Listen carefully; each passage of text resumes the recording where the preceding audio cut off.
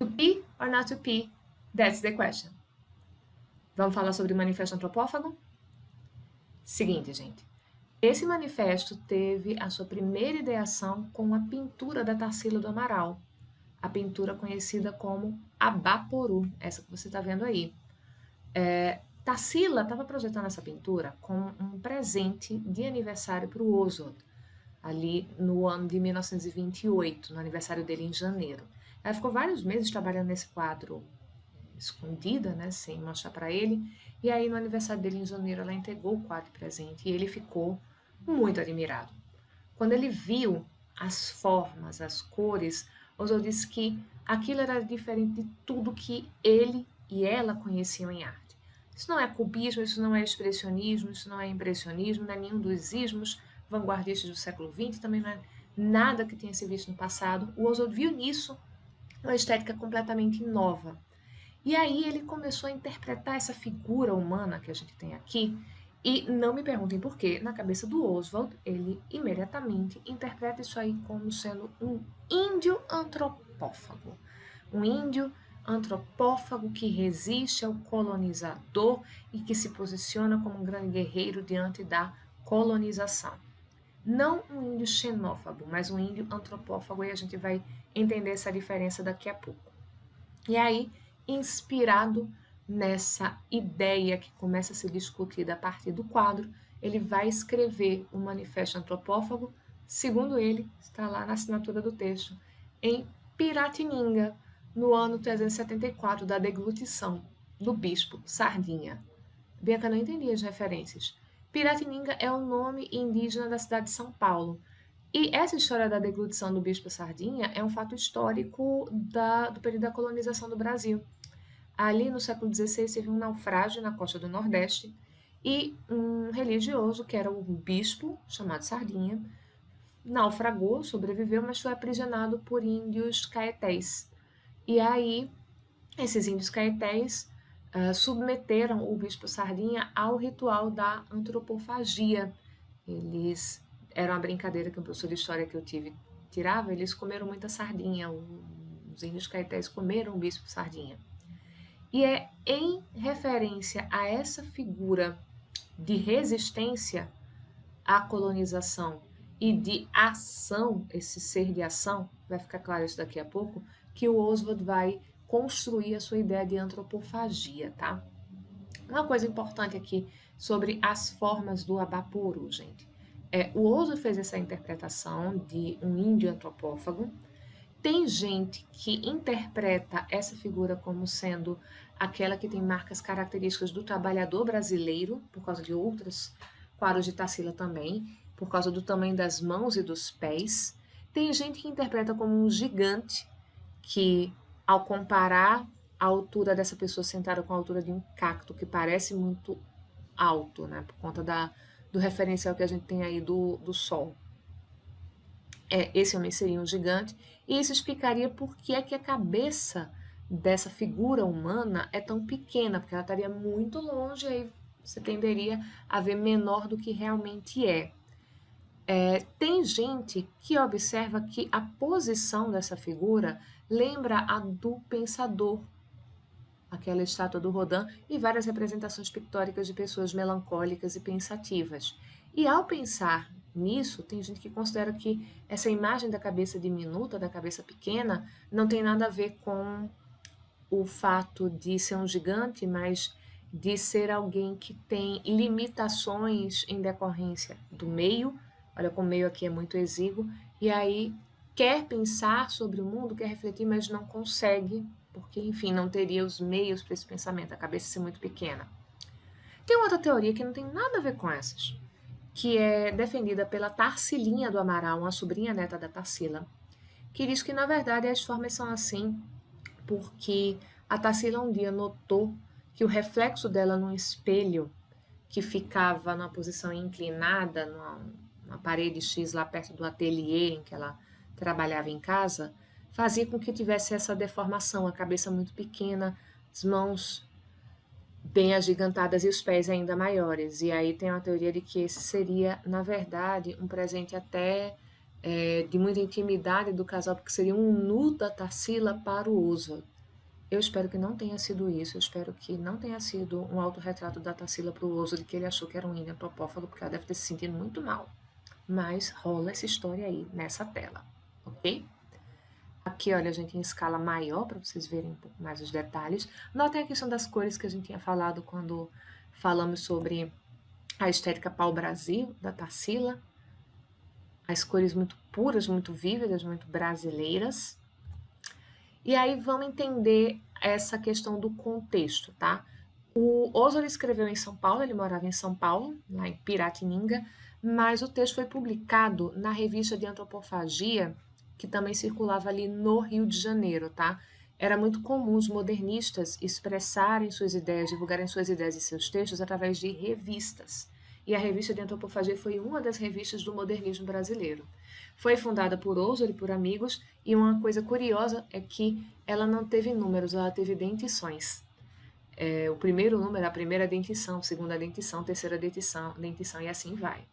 E o manifesto ele foi publicado, assim como o Manifesto da Poesia para o Brasil, com uma linguagem muito telegráfica, uma linguagem meio cubista, sem conjunções ligando as frases, sem presença de conjunções, uma linguagem muito baseada ali no substantivo e no verbo.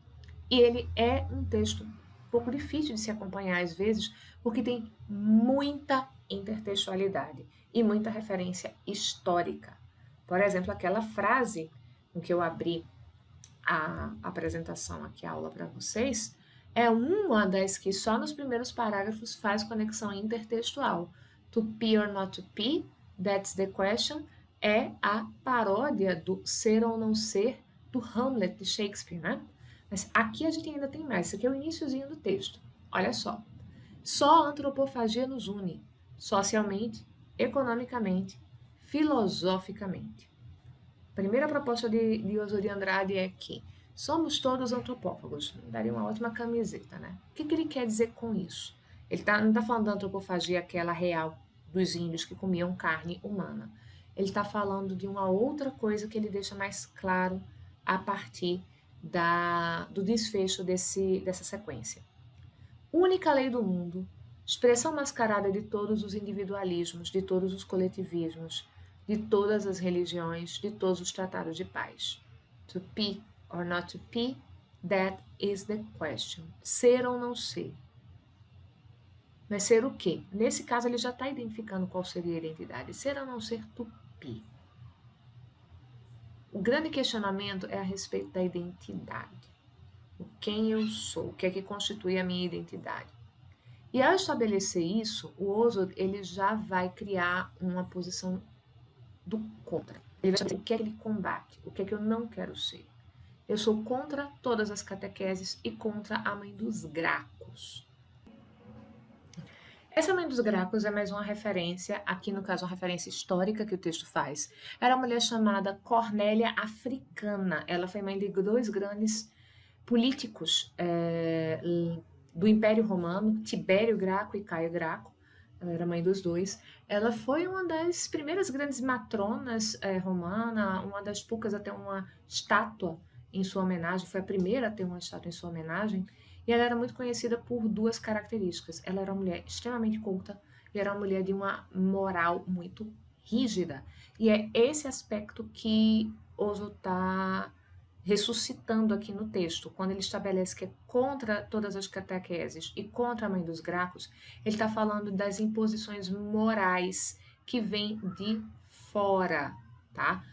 Vamos pensar aqui do ponto de vista que o outro está adotando, que é do índio, certo? O tupi, o ser tupi, né?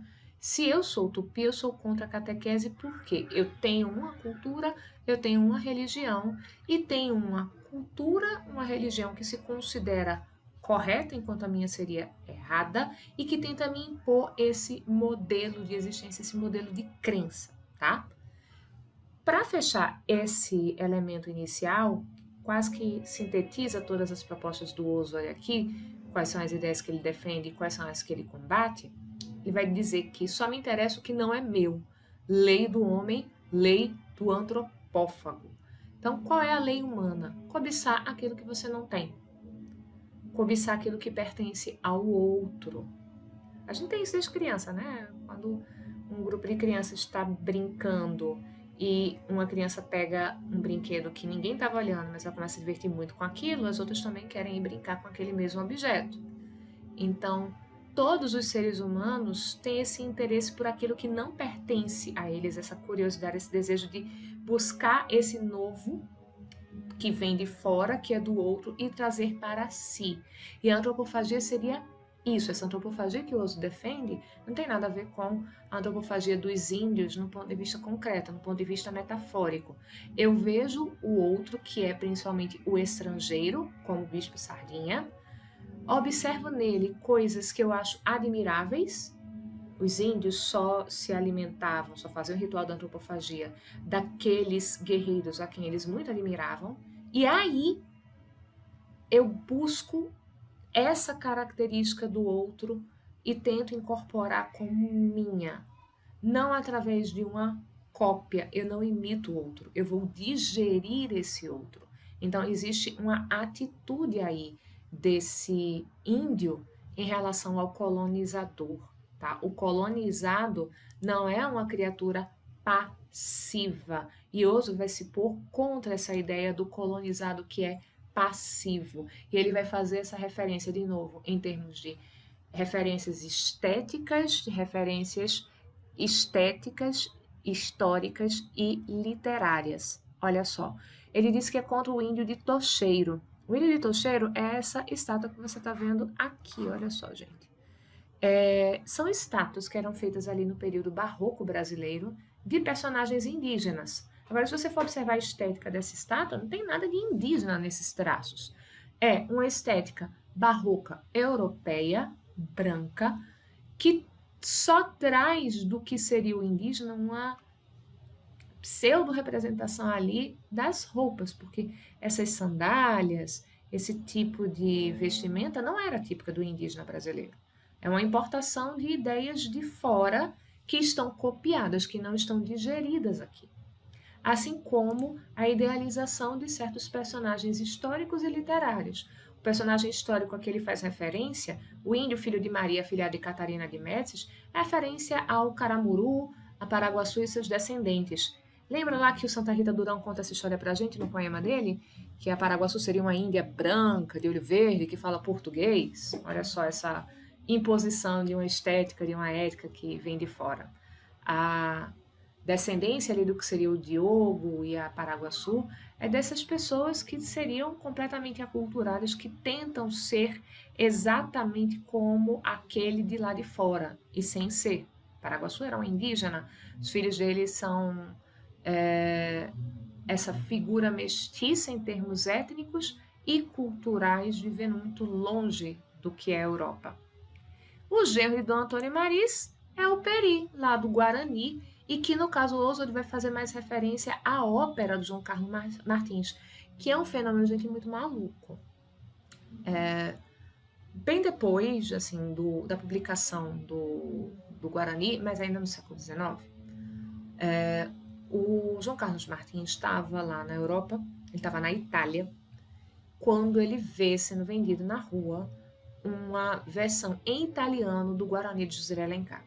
Ele se lembra do livro, percebe que é a tradução e tal, compra o livro em italiano e aí vem essa ideia de ele fazer uma peça que é uma ópera, uma versão em ópera do texto do José de Alencar. E aí ele vai colocar um índio brasileiro cantando ópera italiana no palco. É um negócio muito troncho, muito bizarro. E, principalmente, a questão que o Oswald destaca aqui não é nem a construção do João Carlos Martins, que até tem esse elemento interessante ali de tentar fazer uma mistura das duas coisas.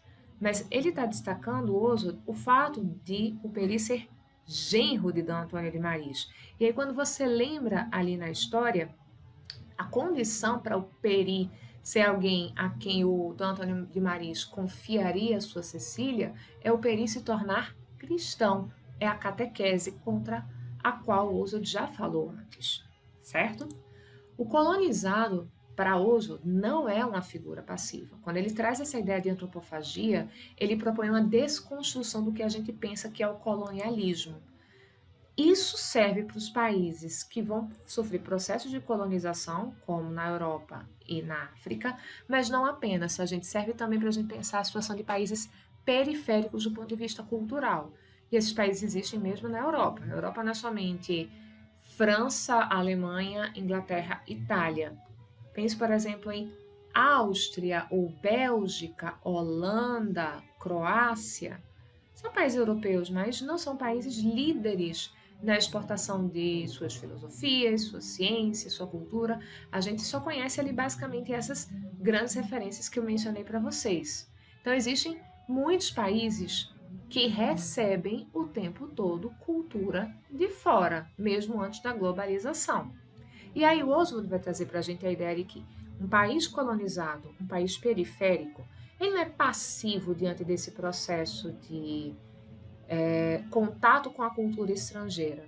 Ele diz que existe um processo ativo de construção da identidade nacional em relação ao estrangeiro. Esse processo ativo é o processo que vai transformar essas ideias que vêm de fora em ideias que agora vão se tornando nacionais, ou esses hábitos, esses elementos culturais. A gente escolhe esses referenciais e vai construir coisas novas a partir deles. Nunca é absorvido exatamente como acontece lá fora. O Oso vai falar isso numa frase muito enigmática, mas a gente vai entender ela bem direitinho agora. Ele diz que da equação eu, parte do cosmos, ao axioma cosmos, parte do eu. Então, não é que eu estou inserido no mundo e o mundo age sobre mim. Eu incorporo o mundo à minha medida e à minha vontade. Faço isso com uma forma de subsistência, faço isso com uma forma de conhecimento e faço isso de maneira ativa, pela digestão, né? Vou separando aquilo que me interessa e aquilo que não me interessa, como na digestão a gente joga fora. Vamos entender isso muito claramente quando a gente lembra do caso da religião no Brasil. Se vocês estão vendo bem direitinho esse altar, e talvez vocês consigam reconhecer com muita facilidade não apenas esse personagem central aqui em cima, Nosso Senhor Jesus Cristo, o Espírito Santo, os anjos do Senhor, como acho que você está reconhecendo muito claramente que, epa, o que Iemanjá está fazendo aqui junto com Jesus Cristo? Porque, gente, a religião no Brasil ela é muito sincrética. A gente criou uma religião que é puramente brasileira, que é a Umbanda, e esse é um altar de Umbanda, em que esses personagens, e aqui a gente entenda, eu estou falando de uma construção do imaginário, eu não estou julgando os elementos religiosos, tá? Estou explicando apenas como é que são feitas essas representações. Então, essas figuras, essas entidades aqui, são as que a gente reconhece de imediato, Nosso Senhor Jesus Cristo e Iemanjá, mas são também outra coisa. Oxalá e Nossa Senhora dos Navegantes, Santa Bárbara e Iansã, São Sebastião e Oxóssi, São Jerônimo, São João Batista e Xangô, São Jorge e Ogum, Nossa Senhora da Conceição e Oxum, Santa Ana e Nanã, Cosme e Damião, São Cosme e São Damião, os Ibejis. Vejam como um dos textos mais celebrados da dramaturgia brasileira e o primeiro grande filme brasileiro em circuitos de premiação internacional, O Pagador de Promessas, desenvolve toda uma questão em cima de como o brasileiro ele pega os seus referenciais e ressignifica esses referenciais, misturando muitas vezes uma coisa com a outra. A peça ela gira em torno do argumento de que o Zé do Burro, que é o protagonista, precisa pagar uma promessa, como está no título. Essa promessa é levar uma cruz para a igreja de Santa Bárbara. Só que aí vem o conflito da história, porque o padre descobre que quando ele fez essa promessa, não tinha uma igreja de Santa Bárbara na cidade em que o Zé do Burro vivia. Então ele fez essa promessa num terreiro de Iansã. E aí o padre fica muito bravo com ele. Meu filho, como é que você faz isso? E o Zé do Burro fica muito espantado. Mas Santa Bárbara não é Iansã? Não são a mesma pessoa em outra língua? E não são, são religiões diferentes, mas acontece que para parcela significativa da população brasileira, principalmente na Bahia, uma coisa vai se misturar com a outra e elas são ressignificadas como se fossem a mesma. Como se interpreta essa entidade religiosa, tá? O que acontece aqui no Brasil é que nós temos como grande arma do colonizado, que não é essa figura passiva, uma ação. Nós nunca fomos catequizados de verdade, diz o Oswald. A gente não acredita, não pratica, por exemplo, o catolicismo ou as formas de cristianismo protestante no Brasil do mesmo jeito que se pratica lá fora. O que a gente faz é um grande carnaval. Em que sentido, gente? Que a gente tem essas misturas e que às vezes uma mesma pessoa vai para a missa e vai para o terreiro. Pensa em Santa Bárbara como Iansã, Iansã como Santa Bárbara. E o brasileiro teria isso como a sua grande essência, diz o Oswald de Andrade. Pegar a referência do que vem dessa cultura de fora, e aí o catolicismo entra nisso para os tupis, que ele vai falar no texto, e ressignifica isso, não pratica e não crê do mesmo jeito que um português pratica e acredita. Vai ressignificar isso dentro dos seus próprios termos e referenciais. E quando ressignifico a referência, é um processo de paródia. Não é paródia no sentido de sátira, não é paródia no sentido de ser desrespeitoso, é porque se cria um outro sentido, um outro canto diferente do original. Nós fizemos carnaval. Agora, a ideia de que tem um elemento de anarquia, de sátira, que é típico do espírito brasileiro, também está no manifesto, em dois trechos que são muito importantes. Antes dos portugueses descobrirem o Brasil tinha descoberto a felicidade. A alegria é a prova dos 9. Oswald diz claramente para a gente que nós brasileiros não somos passivos diante da cultura que vem de fora, nós somos antropófagos, então a gente digere a cultura de fora, a gente não recebe ela passivamente. E a gente faz isso através de um processo paródico que é muito bem humorado. Ao fazer isso, ele se desvia muito dos nacionalismos extremistas que vão se desenvolver ali na década de 1920, que a gente sabe que em pouco tempo ali vai resultar em questões políticas muito sérias, muito tensas no planeta como um todo, e que tem questões muito sérias aqui também. Mas o brasileiro é, antes de tudo, essa figura anarquista. E isso é tão nosso que vamos pensar. Oswald escreveu isso em 1928. Em 2020, o que é que a gente faz? A gente faz meme. Janeiro, há 84 anos atrás, né, no dia 1º de janeiro, aliás, dia 3 de janeiro, Irã e Estados Unidos. Ai, meu Deus, vai ter terceira guerra mundial. O que é que os brasileiros fazem? Meme. O mundo todo está discutindo as questões muito sérias e a gente vai pegar fotos, imagens, personagens, figuras históricas e a gente parodia e ressignifica numa situação extremamente tensa com muito humor. Depois disso, o que, é que a gente tem? Porque isso foi há 84 anos, em janeiro de 2020, e agora que a gente está com o coronavírus e com a quarentena, o que, que a gente faz? A gente faz meme. Enquanto a gente tem aí muitos países e muitos povos encarando muito seriamente a situação, muito preocupados, a gente está fazendo enquete para saber se quem vai ficar com o álcool em gel é a Rochelle e por quê. Porque ninguém vai ter dúvida que a Rochelle vai dar um banho nessas duas, né, minha gente? Por favor, vamos ser sérios aqui. Só que não. Eu espero que vocês tenham gostado dessa aula, que tenham compreendido. Não deixem de mandar para mim, gente, as dúvidas que vocês tiverem. Um beijo e tchau.